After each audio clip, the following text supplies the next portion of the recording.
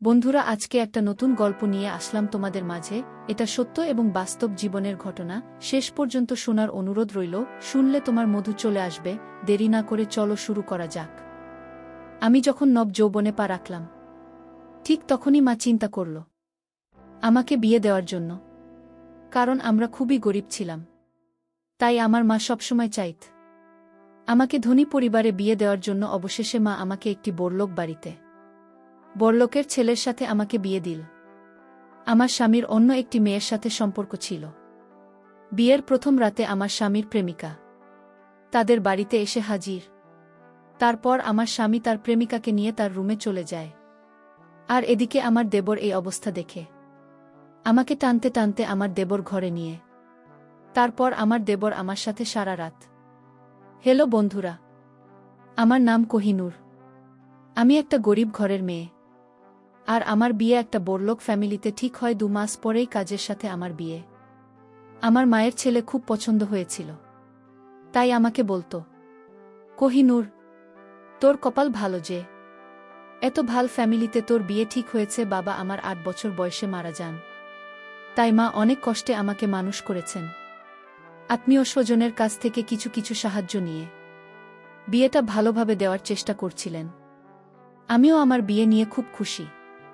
তাই আমি যে সেলাইয়ের কাজ করতাম সেখান থেকে কিছু কিছু টাকা জমালাম, যাতে বিয়ের দিন সুন্দর করে সাজতে পারি। আমার শ্বশুর বাড়িতে মাত্র 3 জন লোক, আমার শাশুড়ি, স্বামী আর তার ছোট ভাই। শ্বশুর অনেক আগেই মারা গেছেন। সবাই আমার শ্বশুরবাড়ির খুব প্রশংসা করত, বিশেষ করে আমার স্বামীর।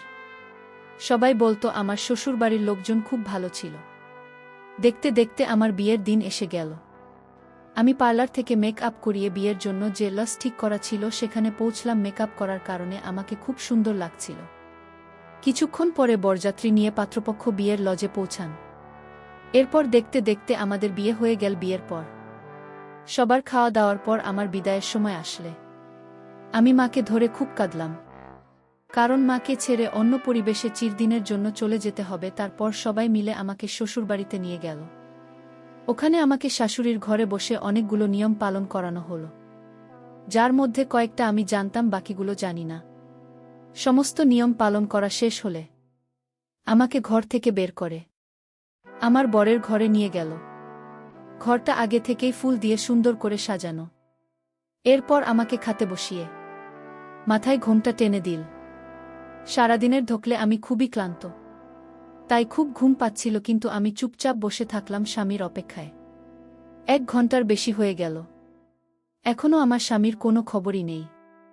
আর একটা আশ্চর্যের ব্যাপার হলো, সারাদিনে আমার বর আমার সাথে একবারও কথা বলেনি, এমনকি কারো সাথে কথা বলতে ও শুনিনি। এইভাবে চুপচাপ বসে থাকতে থাকতে কখন যেন একটু ঝিমুনি ভাব এলো। হঠাৎ দরজার আওয়াজে আমার ঘুম ভেঙে গেল। তাকিয়ে অবাক হয়ে দেখলাম ঘরের মধ্যে কেউ নেই। তারপরে যখন দরজার দিকে তাকালাম তখন তো আমার চোখ কপালে ওঠার জোগাড়। কারণ দরজায় দাঁড়িয়ে আমার স্বামী, আর ওর সাথে একটা মহিলা, যাকে দেখে আমার পাগলি মনে হচ্ছিল। কারণ ওর জামা কাপড়ের জায়গায় জায়গায় ছেঁড়া ফাটা আর সবসময় মাথা চুলকে যাচ্ছে।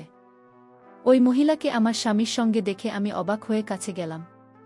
আমাকে দেখে ওই পাগলি আমার স্বামীর পিছনে লুকিয়ে পড়ল, যেন আমাকে দেখে ভয় পাচ্ছে। আমি আমার স্বামীকে বললাম, কাজেই মহিলাটিকে, আরে আমাদের ঘরে কি করছে? তখন কাজেম ওই মহিলাকে নিজের কাছে টেনে বলল যে, আমার বউ, আরে তুমি তোমার মতো সুন্দর করে সাজা। ও আমার তো পায়ের নিচ থেকে মাটি সরে গেল। কারণ আজকে আমার বিয়ে হয়েছে, আর আমার স্বামী একটা পাগলি মহিলাকে বহু বলছে আর ওকে আমার মতো সুন্দর করে সাজাতে বলছে। শুনে তো আমার চোখ দিয়ে জল পড়তে লাগল। আমি আমার স্বামীকে বললাম, কাজের, তুমি এসব কি বলছো? এই মহিলা তোমার বয় কিভাবে? তোমার বউ তো আমি। তুমি তো আজকে সবার সামনে আমাকে বিয়ে করেছ, আর এখন তুমি চাইছো এই মহিলাকে সুন্দর করে সাজিয়ে আমার জায়গায় বসাতে। এসব কথা শুনে কাজেম রেগে গিয়ে বলল, আমি বলেছি তুই আমার বউ, তুমি একে তোমার মতো সুন্দর করে সাজিয়ে ঘরে বসাও, তারপরে তুমি ঘর থেকে বেরিয়ে যাও, না হলে আজকেই তোমাকে আমি ডিভোর্স দিয়ে দেব। এ কথা শুনে আমার গা কাঁপতে লাগল। কারণ আমার মা অনেক আশা ভরসা নিয়ে আমার বিয়ে দিয়েছেন। যদি আমার ডিভোর্স হয়ে যায় তাহলে তো আমার মা জীবিত লাশ হয়ে যাবে। আমার মা সারা জীবন শুধু দুঃখই পেয়েছি, আমি চাই না যে আমার জন্য আমার মা আবার দুঃখ কষ্ট পাক। তাই আমি কাজের কথায় রাজি হয়ে মাথা নাড়ালাম। তারপরে ওই পাগলি মহিলাকে বাথরুমে নিয়ে তৈরি করতে লাগলাম। তাকে আমার বেন আর সেটা পরালাম, যেটা আমার বিয়েতে শ্বশুরবাড়ি থেকে আমাকে উপহার হিসেবে দিয়েছিল। আর আমি ওই পাগলির ছেঁড়া কাপড় পরলাম আর মনে মনে কাঁদছিলাম। তারপরে ওই পাগলি মহিলাকে ড্রেসিং টেবিলের সামনে এনে সুন্দর করে মেকআপ করে আমার যত গয়নাগাটি ছিল সব করালাম। যাকে এতক্ষণ বিশ্রী লাগছিল তাকে খুব সুন্দর দেখাচ্ছে। ওই পাগলি জুয়েলারি পরে খুব এক্সাইটেড হয়ে গেল আর আয়নায় বারবার নিজেকে দেখে তালিবা যাচ্ছিল। ওই পাগলিকে রেডি করার পর আমি আমার স্বামীর দিকে ইশারা করলেন। আমার স্বামী ওঠে ওই পাগলির কাছে এসে ভালো করে দেখতে লাগল। তারপরে আমাকে ঘর থেকে বেরিয়ে যাওয়ার ইশারা করল। আমি কাঁচতে কাঁচতে বাইরে বেরিয়ে আসলাম। আমাকে দেখে কে বলবে যে কিছুক্ষণ আগে আমার বিয়ে হয়েছে? আমাকে দেখে যে কেউ পাগলি বলবে? এই বাড়িতে নতুন, তাই বুঝতে পারছিলাম না এত রাতে কোথায় যাব। কোনো উপায় না পেয়ে দরজার সামনে বসে পড়লাম, কারণ অন্য কোনো ঘরে যদি আমি যেতাম তাহলে আমাকে সবাই বলতো বিয়ের প্রথম রাতে বর এক ঘর থেকে বের করে দিয়েছে। তাই নিজের অসম্মানের আর ডিভোর্সের ভয়ে আমি চুপচাপ আমার স্বামীর দরজার সামনে বসে রইলাম। দুঃখে আমার ঘুম আসছিল না, তাই চুপচাপ বসে রইলাম। কিছু সময় পরে বারান্দায় কারো আওয়াজ পেয়ে তাকিয়ে দেখি আমার দেবর, ও আমাকে ওখানে দেখে চমকে ওঠে। তারপরে আমার ধরে টানতে টানতে নিয়ে গেল। মুখ ঢাকা ছিল বলে ও হয়তো আমাকে চিনতে পারেনি, আর আমিও কিছু বলতে পারছি না, কারণ এতে আমারই অসম্মান হবে। কারণ আমি সেই মেয়ে যাকে বিয়ের প্রথম রাতেই তার স্বামী ঘরের বাইরে বের করে দিয়েছে। ও হয়তো আমাকে ওই পাগলি ভেবেছিল, তাই টানতে টানতে আমাকে স্টোর রুমে নিয়ে একটা দড়ি দিয়ে বেঁধে ফেলে। তারপর আমি অবাক হয়ে দেখলাম যে সে আমার জন্য বাসি রুটি তরকারি আর কিছু ওষুধ নিয়ে আসলো, যেটা হয়তো এই পাগলের জন্য। কিন্তু আমি ওষুধ কিছুতেই খেতে পারবো না, কারণ আমি তো পাগলি না। দড়ি দিয়ে আমার পা বাঁধা ছিল, কিন্তু দুইটা হাত খোলা। ও আমাকে ওই বাসি রুটি খেতে বলল। আমি তাড়াতাড়ি মাথা ঝুঁকিয়ে না বললাম যে মাথা ঝোঁকালাম, তখনই আমার মুখ থেকে কাপড় পড়ে গেল। আর আমার দেবর আমাকে দেখে চমকে উঠল। ও বিশ্বাসই করতে পারছেন না যে এটা আমি। তারপরেও আমাকে বলল, তুমি এই অবস্থায় কেন? আমি কাঁদতে কাঁদতে ওকে সব কথা খুলে বললাম। ও আমার কথা শুনে মাথায় হাত দিয়ে বসে পড়ল। তারপর বলল, তোমার উচিত হয়নি দাদার কথা শুনে ওই পাগলিকে নিজের জায়গায় বসানো আর ঘর থেকে বেরোনো। এ কথা শুনে আমি বললাম যে তোমার দাদা আমাকে ডিভোর্স দেওয়ার আর এই বাড়ি থেকে বের করে দেওয়ার ভয় দেখাচ্ছিল। আর আমার ডিভোর্সের কথা শুনলে আমার মা জীবিত লাশে পরিণত হবে। তারপর আমার দেবর আমার পা থেকে দড়ি খুলে আমাকে ওর পিছন পিছন আসতে বলল। আমি ওর পিছন পিছন স্টোর রুম থেকে বেরিয়ে অন্য একটা ঘরে গেলাম, যেখানে আমার শাশুড়ি ঘুমিয়েছিল। আমার দেবর শাশুড়িকে ঘুম থেকে উঠে সমস্ত কথা বলল, যেটা শুনে আমার শাশুড়ির দীর্ঘ নিঃশ্বাস ফেল। আমি বুঝতে পারছিলাম কিছু একটা তো আছে, যেটা এরা আমার থেকে লুকোচ্ছে। তাই আমি আমার শাশুড়িকে সরাসরি জিজ্ঞেস করলাম, ওই মহিলাটিকে যার জন্য আমাকে আমার ঘর থেকে বের হয়ে আসতে হয়েছে? তখন আমার শাশুড়ি দেবরকে বাইরে যেতে ইশারা করল। দেবের বাইরে বেরিয়ে গেল। শাশুড়ি আমাকে ওনার পাশে বসিয়ে বললেন, যেও হলো আমার বান্ধবীর মেয়ে। ওর ছোটবেলাতেই ওর বাবা মা মারা যায়, তাই আমি ওকে বাড়িতে এনে নিজের মেয়ের মতো মানুষ করি। ওরা তিনজনে একসাথে বড় হয়। কাজের সাথে ওর বন্ধুত্ব খুব ভাল ছিল। আমার শাশুড়ি আরও বললেন, ওই পাগলি মেয়েটার নাম মালেহা। বড় হলে আমার শাশুড়ি ওকে বিয়ে দেওয়ার জন্য পাত্র দেখতে শুরু করলেন। মালেহা বলে যেও কাউকে ভালোবাসে আর তাকেই বিয়ে করতে চায়। এটাতে আমার শাশুড়ি খুশি হয়ে ওই ছেলের সাথে মালার বিয়ে ঠিক করেন। কিন্তু এই খবর যখন কাজে অংশ না, তখনও চিৎকার চেঁচামেচি জুড়ে দিল, কারণ ও মালেহাকে ভালোবাসে আর বলে বিয়ে যদি করতে হয় তাহলে মালেহাকে করবে। এ কথা শুনে আমার শাশুড়িও মনে মনে খুশি হয়েছিল, কারণ উনিও মালেহাকে খুব পছন্দ করতেন। কিন্তু যখন মালেহা শূন্য যে কাজের তাকে ভালোবাসে এবং বিয়ে করতে চায়। তখন মালেহা সরাসরি না বলে দেয়। এটা শুনে কাজিমের মন ভেঙে যায়। তাই ও ব্যবসার কাজে বাইরে চলে যায়। মালেহা এ কথা শুনে আমার শাশুড়ির খারাপ লাগলেও তিনি মালহার বিয়ে ধুমধাম করে দেন। কাজে এতটাই দুঃখ পেয়েছিল যে ও মালহার বিয়েতেও আসেনি। মালেহা বিয়ের মাত্র 2 মাস পরে ফিরে আসে, কারণ ওখানে থেকেও কেমন পাগল হয়ে যাচ্ছিল। আর ওর স্বামী ওর সমস্ত গয়নাগাটি টাকা পয়সা নিয়ে পালিয়ে যায়। তারপরে আর তাকে খুঁজে পাওয়া যায়নি। পরে খোঁজখবর নিয়ে জানা যায় মালিহার সঙ্গে ছেলেটির অনলাইনে পরিচয়। তার মানে ছেলেটি একটা ধোঁকাবাজ, যে টাকা পয়সার লোভ ধোঁকা দিয়ে বিয়ে করেছিল। মালেহা তখন সন্তান সম্ভবা।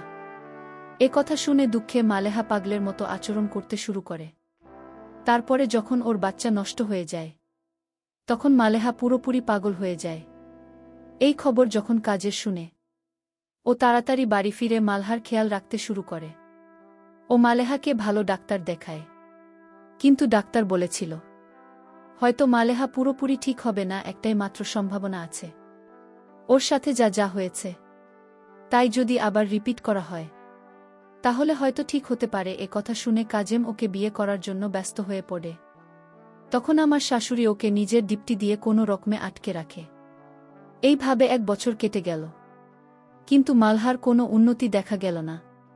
তাই আমার শাশুড়ি কাজিমকে বোঝাতে লাগল, মালেহা যখন 1 বছরও ঠিক হয়নি তাহলে কি এমন গ্যারান্টি আছে যে বিয়ের পরে ঠিক হয়ে যাবে? মালেহা খুব বেশি পাগলামি করত, আর ওর ধারে কাছে কেউ ঘেঁষতে পারত না। আর কয়েকবার তো কামড়ানোর চেষ্টা করছে, আর সুযোগ পেলেই বাড়ি থেকে পালিয়ে যেত। তাই আমরা ওকে দড়ি দিয়ে বেঁধে রাখতে বাধ্য হই। কাজের এত চেষ্টা 1 বছর পরেও মালেহা যখন ঠিক হলো না, তখন বাড়ির সবাই কাজিমকে বুঝিয়ে শুনিয়ে বিয়ে দিল। কারণ সবাই ভেবেছিল যে কাজের বিয়ে করলে হয়তো ওর মন থেকে মালহার প্রভাব কমে যাবে। আমার শাশুড়ি সবসময় চাইত কাজেম জান বিয়ে করে সুখী হতে পারে, কিন্তু কাজেম যে মালেহাকে পুরনো জীবনের কথা মনে করানোর জন্য মালেহাকে নিজের বাসর ঘরে নিয়ে গেছে, এটা তারা কেউ জানত না শাশুড়ির মুখ থেকে। এই সমস্ত কথা শুনে আমার কারেন্টের শক খাওয়ার মতো অবস্থা হলো। কারণ আমাকে এমন একটা ছেলের সঙ্গে বিয়ে দেওয়া হয়েছে যে আগে থেকেই অন্য কাউকে ভালোবাসে। হয়তো আমরা গরিব, তাই আমাদের সাথে এসব করা যায়, কারণ ওরা জানে আমরা কিছুই করতে পারবো না। এইসব ভেবে ভিতরে ভিতরে কান্নায় আমার বুক ফেটে যাচ্ছিল। তখন আমার শাশুড়ি আমাকে নিয়ে আমার স্বামীর ঘরের দরজার সামনে এসে দরজা খুলে দেখতে পেলাম যে মালেহা নতুন শাড়ি গহনা পরে মেঝেতে শুয়ে আছে, আর কাজের খাটের উপর বসে বসে কান্না করছে। কাজেম ওর মাকে দেখেই আমার কাছে এসে মাকে ধরে কাঁদতে লাগল। কান্না থামলে আমার শাশুড়ি কাজিমকে বোঝাতে লাগল যে কাজে আমার সাথে কি অন্যায় করেছে। এরপর কাজেম আমার দিকে মাথা নিচু করে দাঁড়িয়ে আমার কাছে ক্ষমা চাই। এরপর আমার শাশুড়ি ঘুমন্ত মানহাকে ঘুম থেকে উঠিয়ে বুঝিয়ে শুনিয়ে নিজের সঙ্গে নিয়ে গেলেন। উনারা যাওয়ার পরে কাজেম আমার কাছে আবার ক্ষমা চেয়ে আমাকে কারণ বোঝাতে লাগল, যেটা আমি আগে আমার শাশুড়ির কাছ থেকে শুনেছি। আমি বুঝতে পারলাম যে কাজেই বিয়ে করতে চাইত না, যাতে ও মালেহা দেখাশোনা করে ঠিক করতে পারে এবং ওকে বিয়ে করতে পারি। কিন্তু বাড়ির সবাই জোর করে ওকে আমার সাথে বিয়ে দিয়ে দেয়। রমেন নিজের দুঃখ আমার সাথে শেয়ার করতে শুরু করলে আমি ওকে বললাম, আমি সবসময় তোমার পাশে আছি। আমার নিজের উপর বিশ্বাস ছিল যে আমি ওর মনে আমার জন্য জায়গা করে নিতে পারব। আর এই সব কথা না আমি আমার মাকে না অন্য কাউকে বলতে পারব। আমি ওই বাড়িতে মালিহার সাথে নিজের বোনের মতো ব্যবহার করতে শুরু করি। ওর খাওয়া দাওয়া দেখাশোনা করতে থাকি। ফলে বাড়ির সকলের সাথে সাথে কাজের মনেও আমার জন্য জায়গা তৈরি হয়, যেটা আমার স্বামী আমার সঙ্গে মিষ্টি মিষ্টি কথা বলে বোঝাত। কিন্তু মালহার অবস্থার কোনো উন্নতি হয়নি। ওষুধ চেঞ্জ করেও দেখা হয়েছে, কিন্তু কোনো ফল পাওয়া যায়নি। কিন্তু তবুও কাজেম চাইতো মালেহা যেন ভালো হয়ে যায়। তাই আমি দিনরাত পরিশ্রম করতাম, ওকে নিয়ে ডাক্তারের কাছে চেক আপ করাতে যেতাম। কিন্তু মালহার অবস্থার কোনো উন্নতি হয়নি। ধীরে ধীরে মালহার অবস্থা খারাপ হতে থাকে। ও এখন সারাদিন বিছানাতেই শুয়ে থাকে। তাই আমি কাজিমকে বললাম, ওকে শহরের সবচেয়ে ভালো ডাক্তারকে দিয়ে চেক আপ করাতে। যখন আমরা সেই ডাক্তারের কাছে নিয়ে গিয়ে চেক আপ করাতাম, ডাক্তারের কথা শুনে আমরা তো সবাই হতাশ হয়ে গেলাম।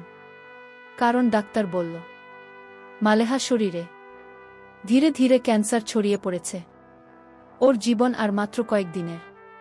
কিন্তু আমরা হাল না ছেড়ে ওর ক্যান্সারের চিকিৎসা করাতে লাগলাম। কিন্তু এত চিকিৎসা করেও কোনো ফল পাওয়া গেল না। আমার বিয়ের 6 মাসের মাথায় মালেহা সবাইকে দুঃখ দিয়ে এই পৃথিবী ছেড়ে চলে গেল। ওই ছেলেটার উপর আমার খুব রাগ হতো, যার কারণে মালেহা এই অবস্থা। ওই ছেলে পৃথিবীর যেখানেই থাকুক না কেন, জীবনে কখনো সুখী হতে পারবে না। ওই ছেলেটি যদি লোভের কারণে মালহার জীবন নিয়ে ছিনিমিনি না খেলে, তাহলে মালেহা এখন ছেলে মেয়ে নিয়ে সুখে শান্তিতে ঘর সংসার করত। কিন্তু আমরা যেটা ভাবি সেটা সব সময় হয় না, কারণ বিধাতা যার কপালে যা লিখে দিয়েছেন তাই হয়। মালেহার সাথেও তাই হয়েছিল, যা বিধাতা ওর কপালে লিখে রেখেছিল, যার দুঃখ আমাদের সারা জীবনেও শেষ হবে না। এখন মালেহা নেই, তাই কাজের জীবনে শুধুমাত্র আমি ছিলাম। ধীরে ধীরে কাজের মন থেকে মালহার প্রভাব কমে গেল। একদিন কাজে মামাকে বলল, কোহিনূর আজকে তোমাকে অনেক সুন্দর লাগছে। কোহিনূর আজকে তোমার মধ্যে আমি আমার মালেহাকে দেখতে পাইতেছি। কোহিনূর আজকে আমি তোমার সাথে আমার প্রথম কাজ শুরু করব। আমি তোমাকে নিজে হাতে সাজিয়ে দেব। কাজলের মুখ থেকে এমন কথা শুনে আমার মনটা ভরে গেল। আমি খুব ভালো করে সেদিন সাজুগুজু হয়ে একেবারে বাসরঘরের মতো বসে রইলাম। জীবনে এই প্রথম আমার স্বামীর সোহাগ আমি পাপ ভাবতেই মনটা ভরে গেল। তারপর সেই রাতে আমার স্বামী কাজে আমার রুমে এল। তাকে দেখে অনেক রোমান্টিক মনে হল। সে আমার রুমে ঢুকে আমাকে দেখেই সে অপলক দৃষ্টিতে তাকিয়ে রইল। আমি তার দিকে মায়ের দৃষ্টিতে তাকিয়ে রইলাম, আর মনে মনে ভাবতে লাগলাম, আমার স্বামী অনেক দিনের ক্ষুধার্ত, আমি কি তার সাথে কুলিয়ে উঠতে পারব? কিছুক্ষণ পর আমার স্বামী আমার সাথে অনেক মজার মজার কথা বলতে শুরু করল, এবং একটু পরে দেখলাম সে সব কিছু ছেড়ে দিয়ে একেবারে পাগলের মতো হয়ে গেল বাসরীয় কাজের জন্য। আমিও তখন তাতে সম্মতি দিতে লাগলাম। জীবনের প্রথম বন্ধুরা আমার স্বামী আমার এখানে আঘাত হানল। তখন প্রথম কিছুটা কষ্ট পেয়েছিলাম, কিন্তু কিছুক্ষণ পর সে আমাকে এমন সুখ দিয়েছিল যা পেয়ে আমার কলিজা ঠান্ডা হয়ে গিয়েছিল। তারপর থেকে বন্ধুরা আমার স্বামীর সাথে প্রতিদিন রাতে ইচ্ছামত হতো। আমি অনেক সুখ পেতাম। তার আর আমার পবিত্র সে কিছুদিন পরেই আমি সন্তান সম্ভবা হই, আর একটা মেয়ের জন্ম দেয়। কাজেই আমাদের মেয়ের নাম মালেহা রেখেছে। আর ওকে দেখলেই কাজে মন খুশিতে ভরে উঠত। কিন্তু আমাদের মনের ভিতরে এখনো মালেহা বেঁচে আছে, বেঁচে থাকতে অন্তর্দিন। পরিশেষে আমি বলবো, বন্ধুরা, প্রথম প্রেম কখনো ভোলা যায় না, যদি সেটা সত্যি হয়। প্রথম প্রেমের মোহে অনেকে পাগল, আবার কেউ পৃথিবী ছাড়তে দ্বিধাবোধ করে না। তাই আমি তোমাদেরকে বলব, বন্ধুরা, প্রেম করা ভালো। প্রেমে যেমন সুখ আছে তেমনি বিরত থাকবে। তাই বেশি আবেগী হয়ে কোনো রকম দুর্ঘটনা করার চেষ্টা করি না, তাতে আমাদেরই ক্ষতি, কারণ দিন শেষে কেউ কারো না। বন্ধুরা, আজকে এই পর্যন্তই। আবারও আসব তোমাদের মধ্যে নতুন কোনো ভিডিও নিয়ে। ভিডিওটি যদি তোমাদের ভালো লাগে তাহলে একটি লাইক দাও।